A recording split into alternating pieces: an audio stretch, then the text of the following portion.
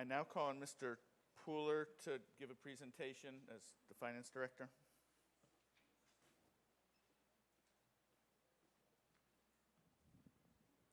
Thank you, Mr. Moderator. I would request 2 additional minutes, please. With no objection, you may continue. Good evening, ladies and gentlemen. Thank you for giving me the opportunity to explain Article 21 to you. As you've just saw from the last hour and a half, affordable housing is hard. If it was easy, anybody could do it, but we're taking it on, and we gave a shot at it tonight. We'll go back, and I think affordable housing and inclusionary zoning isn't going to go away in Amherst, and how we get more affordable housing isn't going to go away. There are lots of ways to do affordable housing. Some of it is through spending money directly through the CPA. Some of it is through the kind of deals that were done at Rolling Green recently.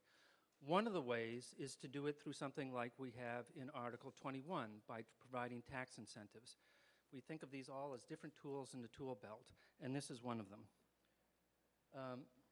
So tonight I'm going to talk about letters and numbers. The numbers I'm going to talk about first are the number 10. As Connie Kruger said, Article 21 refers to new housing developments that provide 10 units or more, in which 10% of those units are affordable. There's a tax credit that would last for up to 10 years. And the whole idea is generally to make the developer whole, so that you can't expect a developer to build something if he or she is going to be losing money on the deal. So you basically have to make the project look like it would look like if it had all market rate housing, and I will show you how we do that. So right now a building that exists is paying this amount of taxation, and then if a new building with affordable units goes in, there's a new value, and with nothing else changing, it would start paying taxes at that level. So it would be the combination of the blue and the whatever color that is, orange. What this article does is to say that we can negotiate a tax break in which we are basically not taxing this full amount of this orange right away, but phasing it in over time, only taxing a percentage. And then eventually, the project, after the tax incentive expires, would pay the full amount like any other piece of property in town. So those are some of, conceptually, numbers. Now I'm going to talk about letters. You know what? This is the wrong. Mr. May I ask that for a pause? Yes. Got a technical issue we're working on here. I saved something on the drive, the J drive today, with an updated file here. This is the old file, and it's not there on the J drive. All right? I'm going to skip over these. I originally had for tonight I had a smaller example. So I'm going to talk tonight about what would say if you had a 50-unit building. And this is how we figure taxes on buildings now. We look at the number of units, the rents that are paid, we add up all those rents, and then we figure, the assessor figures there's probably a 5% vacancy rate, and then he figures there's expenses like heat or security or so forth, and he uses a standard number for that. He then gets net income.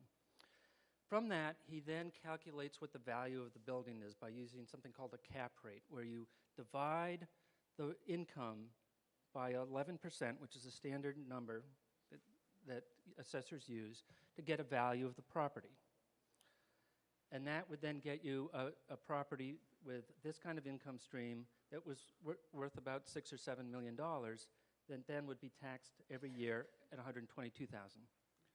If it has affordable units in it, what would happen is that you'd still have 50 units, but that some of those units would then be affordable. They'd be paying lower rent. And so what we do is we then take that same information and we calculate the rent, we calculate a vacancy amount, we calculate expenses, and we see that there's less income.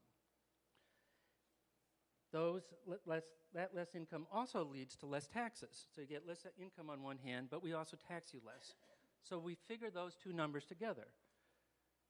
The net income change, which is the net operating income that was referred to in the article, you figure the difference between that and the tax savings, which means that this landlord is going to be losing $19,000 per year on a 50-unit building that has affordable units.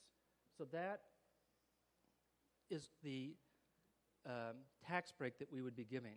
Now, 50 is a pretty big-sized building. The example I was going to show you tonight actually shows one of 24 units, where the break would be